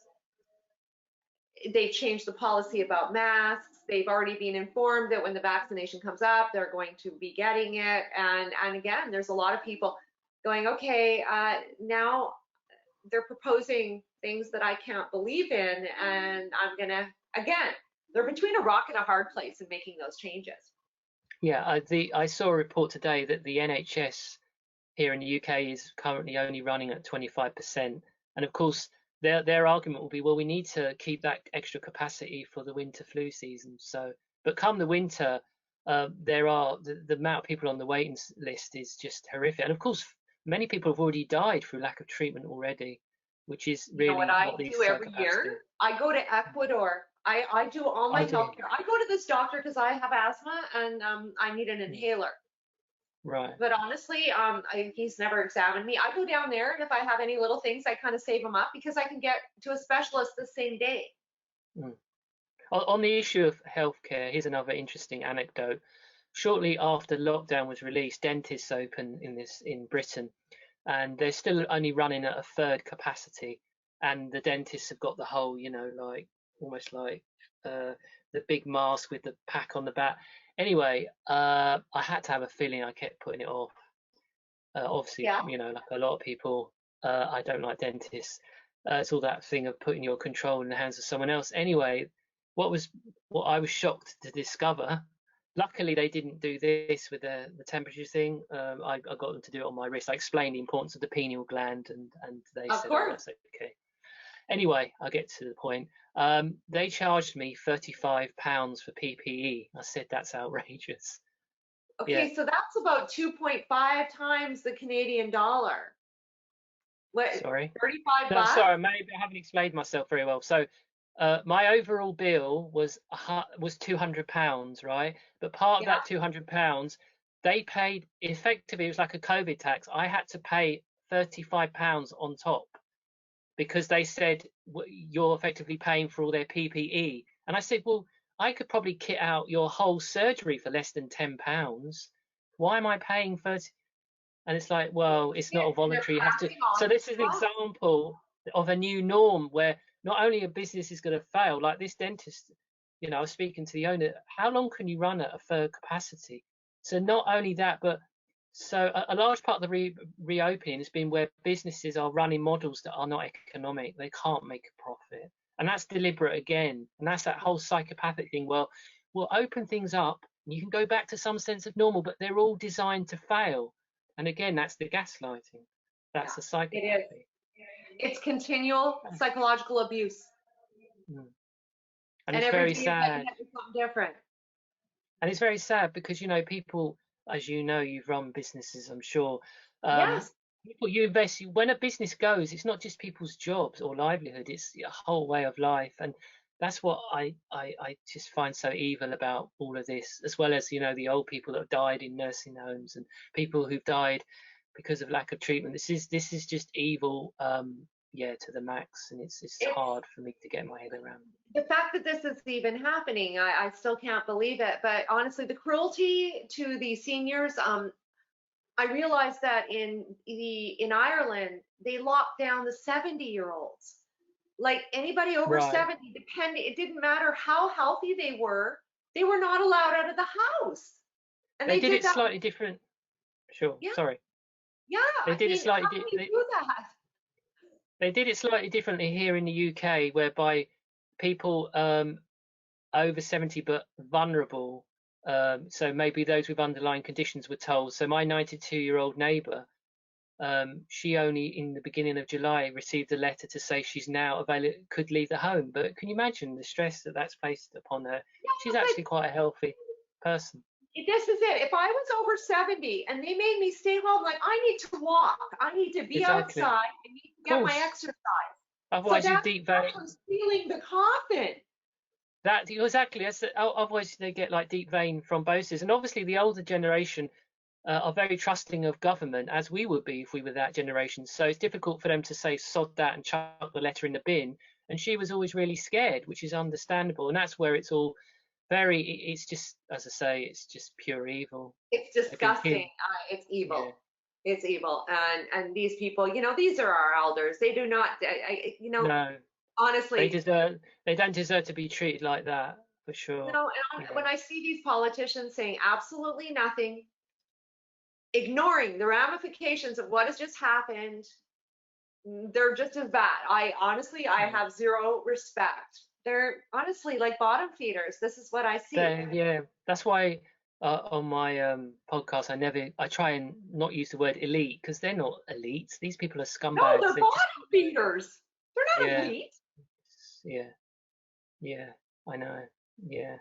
This is where we get messed up. Money doesn't mean No. elite. You know what is elite is integrity. Okay, and Yeah. like those, Well, true. and they're Yeah. not the elite. No, No. No. because No. True. that would denote that they were intelligent and again had Exactly. ethics and I mean, I have to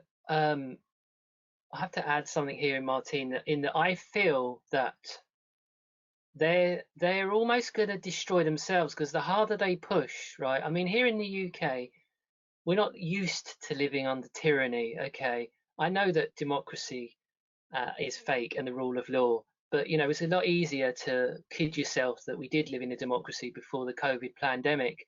Now, even the people that trust the government the most, I think if they keep pushing with these ridiculous measures, I think some people are going to break and they're going to go, enough is enough.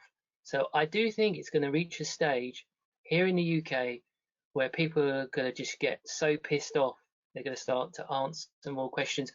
Or the flip side is you have those kinds of people that do that, and then you have other kinds of people who will just go, right, I'm just going to trust the government even more, because as we know, in the history of tyrannical regimes, you get certain types of people who will just follow the government because they want to follow the power base. So, or I've got strange, they want to push yeah, the people who will not accept it to the front sure, yeah, so that they're yeah, identified sure, and contended with. yeah. Yeah, and that's why partly maybe they've will get some strange message on this go-to meeting. Anyway, it might be part of the reason. Oh, it's gone now. Part of the reason why they're pushing the whole queue thing is they can identify all the part of the people who aren't, you know,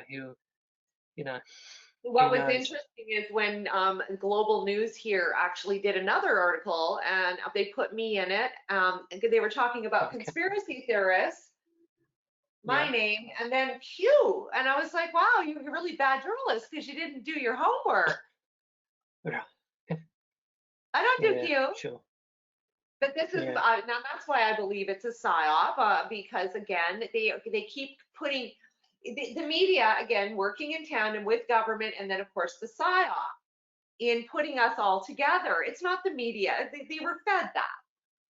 mm. And I Yeah. think they did they censored a lot of Q accounts promoting Q, I believe, on Twitter. Now that just feeds into that whole idea of we've got the truth because they're censoring us. Do you see what I mean? So that's the thing is, they never seem to delete any of the Q promotions and all of that. That no. just that flies freely throughout. And I go, Mm, okay, well, that's funny because nothing else. You know, again, I know mm, the stuff that's getting censored, and I don't see a lot of Q stuff getting censored. I don't. mm. No, I no. don't. I I see a lot of people out there promoting. Honestly, I have had to tune them out because again, there's truths, as you know, it's laced with truths. There are some yeah, in there. and as we said earlier in preparation for this recording, we all have that natural human impulse to want to see the bad demons arrested and dealt with. I mean, I've been on this game for 15 years, and nothing would please me more than that happening because these Yes. people are just the most disgusting Well, you know what the entities. it was okay, what I see is that pedophilia is the hook on a very Mm, captive audience. And what Q has done is effectively gone after a woman and a man's greatest fear, which means, and again, with that tells me that it's evil, absolutely yeah, that evil. it's they know that that's a very sensitive touchstone, certainly, of course, for Yeah. people with children, And and yet like it doesn't touch. They've got Sasha Stone over there, you know, with his human rights tribunals. And I mm, call bullshit on him. The mm, reason is because he's a UN guy and he has been since 1997. mm, He with mm, Humanitad, he was financed by the UN, and he keeps whenever I see him, he's talking about the plan, but he doesn't mm. talk The about the interest plan. The interesting thing about Sasha Stone, I haven't, I did send you a link about the whole 5G and that BBC interview, which was very interesting. You could Yes, almost see how they had groomed him for his role. yes, The only thing I'd say about him that's interesting, if you look at him physically, he does fit the Jesus Christ archetype, the long hair. yes, he He does. looks, he fits, he does fit that role. Now, you seems like you've done a lot more research into him, but all I know is that he's a former rock star. He's originally from Rhodesia. He does have an amazing presence. Now, Yes, I he don't know does. where he's learned He's that, maybe at articulate. Tavistock. He's Yeah, and articulate. he's the interviews I've seen from him, it's almost like he lives in a subterranean world. It's like Yes, his premises is like big rocks. It's like something from Star Raiders of Trek. the Lost Ark, Star Trek. And then when he talks, what's interesting about the way he talks, I never got fully taken in by him because I'm quite cynical. I thought, well, who is this guy? But the thing, Martin, that interested me about him was the way he uses his language is very interesting because he talks as if he's this higher level entity that Yes, almost living in the 3D is below him, right? He talks about he almost like has to lower himself, his yes. consciousness to operate in the 3D.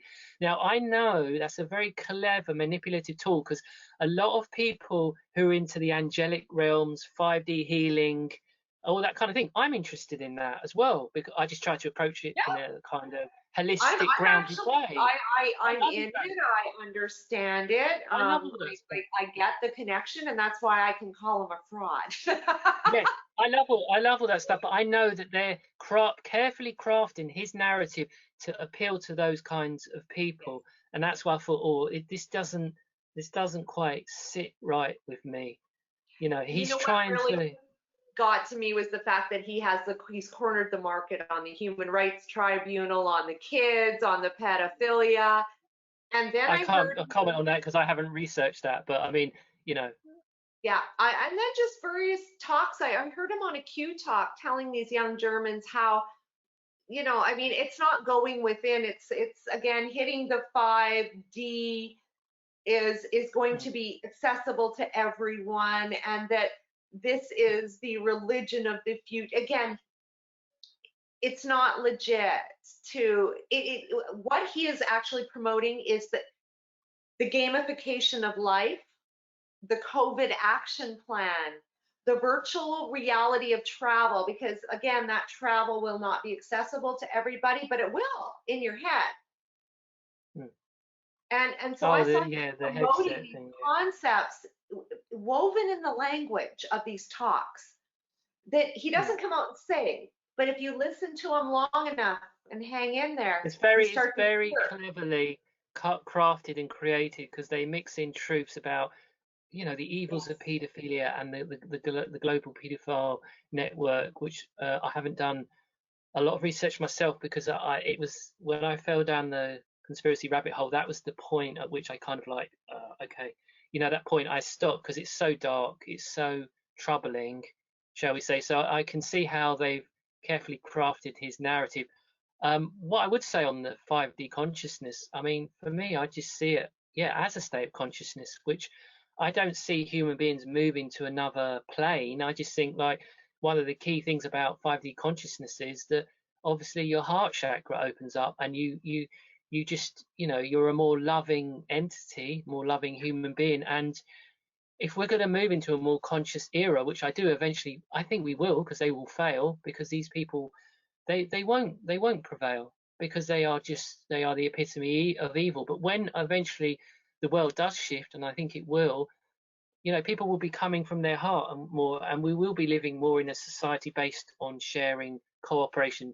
The divine feminine, aspects of the divine feminine, will Yeah. come to the fore. Don't get me wrong, I I think honestly there's believe going to this be a is lot of a battles war ahead. against the divine feminine right now. I do believe we have a Yeah, war yeah, against the yeah. divine. That's why this whole COVID and the attack on the feminine through aspects of feminism. I'm not saying all feminism is bad, certain aspects of it. That's all, again, because we're in this era where the divine feminine is coming into significance, and it's about balancing Yes. between the male and the female.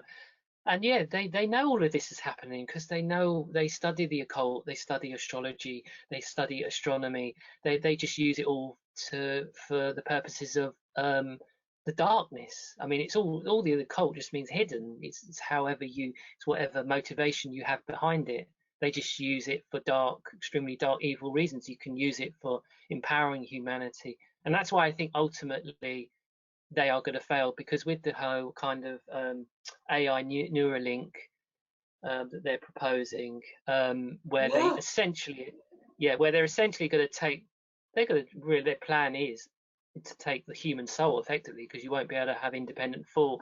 That's when I think they're not going to be allowed to do that, because I think there are forces on a higher level that are going to say, look, this is going to the point where these evil demonic forces are trying to kind of almost think that they are God, or almost think that they're higher than God. And I think there's something that's going to stop them doing that. I don't think that means that we're going to Or have an they easy think ride here their on the religion planet. is God and only the one Yeah, true God. mm, yeah. So yeah, exactly. Well, the COVID, you've got the vestments, you've got the gloves, you've got the PPE, so that's all the religious vestments. You know, you've got the wash of the hands, which is like the Catholic, you know, when you're going, the sign of the cross, the The holy water. isolation. It correlates. Yeah, exactly. So it does. There And is that very also, strong, really. I mean, I'm wondering, if the guys are going to be able to come out of the masks and the women are going to be stuck under the veil. They're going to have a choice. They either wear a mask in public or they get a veil. I That's what, think, honestly, I can't believe I'm even saying this, but this is where I seem to yeah. see it I mean, going. as I alluded to earlier, in terms of the UK, how easily and people have just got used to wearing the mask. They can take that wherever they want to, as you're saying. That's a scary thing. I won't You know, put it there's on. been, And, if I have to go through an airport, because honestly, I'm trying to sell my house and I'm thinking, God, this might be the only time I have left to travel until I get a job. So, and yeah, I'm not doing that. I'm not planning flying any day soon. I don't want, unless it was like for some amazing opportunity. But I Yes. mean, you know, everything's closing down. But for a I tourist don't want to holiday, be no, I'm not caught going to be. somewhere. No, no, no. That's the risk. And then they'll check out your internet history. Oh, conspiracy. Oh, right wing. Oh, we got a special part in our establishment for your types of people. Yeah. Correctional facility. Yeah, it's just Yeah.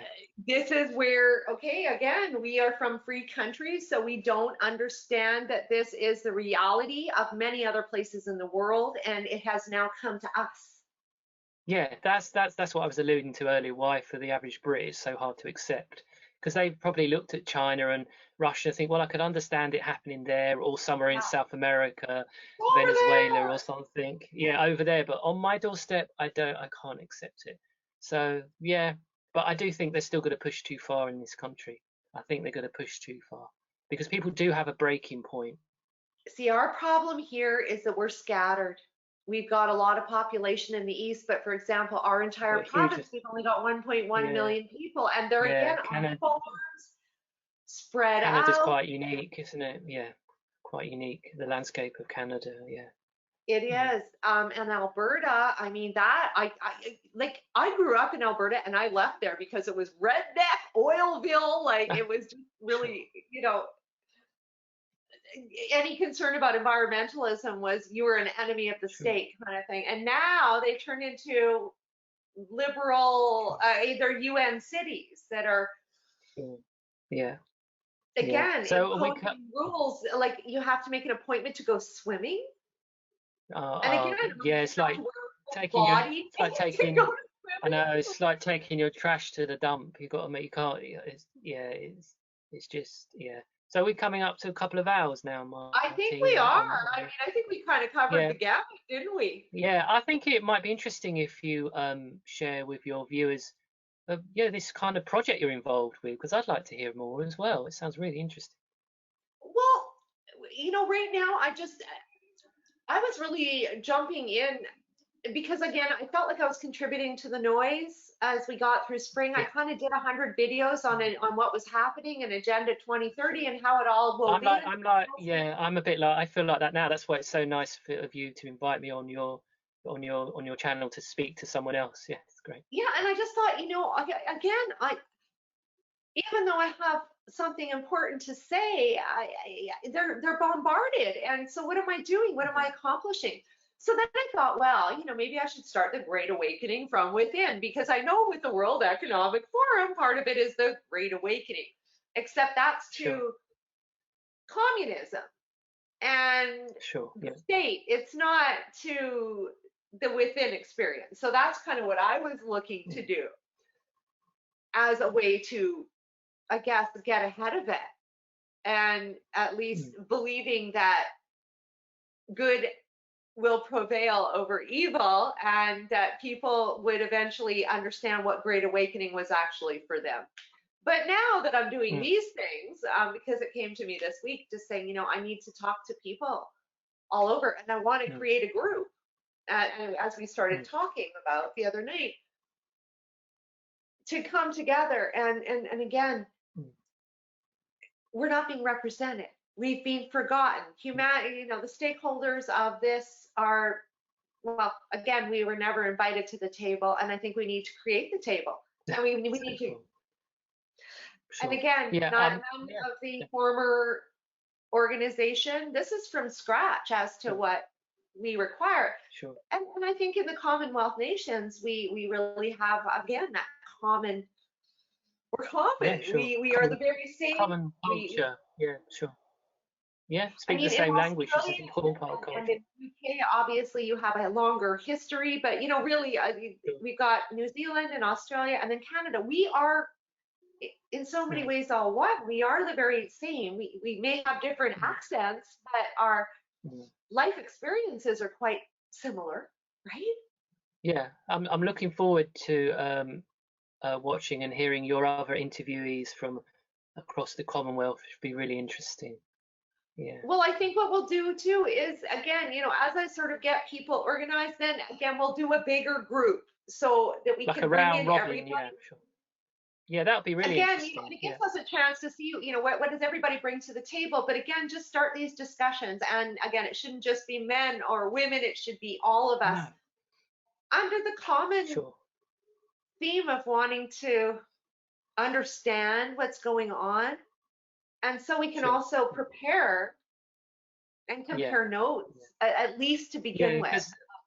because Martine, and for a lot of people, really, you get to a point where you almost get swamped with so much information on Facebook, and then you go click on here, click on there, and then it gets to the end of the day and you think, what have I actually done productively to move humanity forward? Have I just scratched that intellectual itch? So yeah, I think your project's a great idea. I'm pleased to Well, be a part of it. we keep again going on Facebook, but then it's not all in one place. And so that's my actual Yeah. challenge this weekend. I got to get this website done because again, you get Oh, okay. Yeah. something happens and you're reactionary, right? And you're in there trying to confront it, but at the end of the day, who are we confronting it for? I think we need to be able to again create an international frontier because Yeah, and right, yeah, we're hitting it all nationally and regionally, and sure. again, this is the all one going on. We know that, so let's utilize. Yeah. But also, I think importantly, there's a global government at play. We know this to be true, so let's get in position so we can actually be a stakeholder here, or at least attempt to. Well, yeah, we can make it an organic human globalist movement, shall we say? Absolutely. That's the key. Again, for humanity, because we're not. Mm. Our, this isn't our humanity. Believing we're No, diseased and dirty is not humanity. It's I mean, not. maybe we just end on this last point, but I think it's so important if things do move in the direction of what they announced in New Zealand, whereby people who test positive are going to be placed in quarantine centres and their family. That's such a disturbing development. We really do need to keep in contact with people across the world. And also, we don't know what other forms of censorship are coming. So let's keep in contact whilst we can. We need to be like I've just moved over to Proton Mail, for example. I'm moving my way out of Google. I was on Gmail for Yeah, we need years, to but move from that's big fine. tech. Yeah, Again, yeah, it's Telegram. I'm just trying to warm up to it. But at least what we need to do is get to a point where we're connected elsewhere. sure. Uh, We talk about it all day long, but isn't it interesting when That, it that, comes down to it, people just don't make the move. yeah, that is vital, because I'm sure at some stage the views that we've been sharing, and they're not The going to be chain of the acceptable internet might online. just go down. And Yeah, one yeah. thing I mentioned in China, 5 million phone Mm. users went missing. Like they're just Yeah, saying those numbers I disappeared. remember Like, that. I remember that. Yeah, I think you know, what might attempt to do, if they do pull the internet and then obviously put it up again after some sort of form of censorship, they're going to try and create like a TV screening, like a Netflix, Amazon type internet. That's right. what I think that they'll try and introduce. Yeah. Yeah. So anything alt news, conspiracy, truth, or anything that looks at non-official, so-called non-official sources, it won't even be there. You won't even find No. it. That's why So I'm looking at YouTube. That's a friend of mine. He started Alberta yeah. Lockdown Group, and that's a platform. At least I know him. Mm, And I know yeah. I know he's on our side, but again, it doesn't matter what platform you start. Like, they get bought up too, right? Mm, yeah. And um, I'd also like to say that I wouldn't normally advocate things like this, but maybe for people who are getting worried about food shortages, perhaps just get some extra items in. Don't get in fear mode. I'm doing it from a perspective to give to people, because at the Yeah. end of the day, if you're hoarding food because you think I want to survive, that's the old consciousness. That's the Yeah. old energy. We might have to sacrifice ourselves, some of us, to get to the new world. Do you know what I mean? I don't mean to be alarmist, but You know what? it's I going to be a test. honestly, when it was March and everything, and it was pretty dark, and after I saw security change here and all these little things, I was kind of scared, and knowing that I had to speak out, and Mm, then it just sort of went away. I finally went, I'm not going to be scared anymore. I'm not living like this. mm. If they come to get me, they come to get me. Yeah, exactly. That's the way it Yeah, yeah, is. yeah, yeah, I'm not letting exactly. that Yeah, slow me down. You know what? I don't have children, and I yeah. don't really have anybody in my life that they can mess with. So No, same here. if Yeah, if if if it's the that I believe I'm protected, but honestly, at the Yeah, end of the day, yeah, if they come for me, I'm probably going to be one of the first. That's what yeah, I yeah, am. yeah. Yeah, it's the first thing that the likes of us and your viewers, they'll be checking internet history and yeah, Well, yeah. here's So the other thing. I believe in lifetimes. So if in fact my life was to end, then actually I'm ahead of the game because I'll be off. sure. Hopefully, I can Yeah, head them sure. off. Yeah, sure. Yeah, let's leave your viewers with a little bit of a positive note. I think that's important. Absolutely. I mean, honestly, we can't. The problem is today is not like our ancestors. They No, saw tragedy all the time. They saw all these injustice things. sure, We've been so sure. sheltered that we are afraid to, again, we can't be So afraid. In fact, we yeah, that and that explains the timing of it because they've worked on us for many years to reach this point, 2020, when this has been introduced. Yeah, honestly, I believe the more loud I am, the more I'm protected. And that's what I'm going sure, with. Because again, you know what? It's public. sure. Is it a crime to be concerned about humanity? Sure. No. Yeah. Yeah. Yeah. Well, it's Yeah. So Friday again, night, but so yes, I'm sure you it's want to getting get off and get. it's yes. Well, probably get some food like you. Yeah, you know what? Thank you so much. That was a wonderful Thank talk. you, Martine. I really enjoyed that, and like I We'll go say, share thank you again for in. I'll list all your details, of course, for the Yeah. with your details and in Okay. the Thank you. description box, and we'll do it Yeah. Thank again. you. Yeah. Yeah. As I say, I'm looking forward to hearing your other contributors, and if we do a round robin where we can all connect, that would be great. Absolutely, absolutely. You know what? Great. You are a guy that you're in touch, and honestly, when I read that story that you did 2 weeks ago too, it really, again, Oh, that's it was super market. no, but this is the Sure. points of resonance we need to make with people, Sure. right? And Definitely, for sure. Yeah, for thank you sure. so much. Anyway, have thank you again. Have a great weekend, Martin.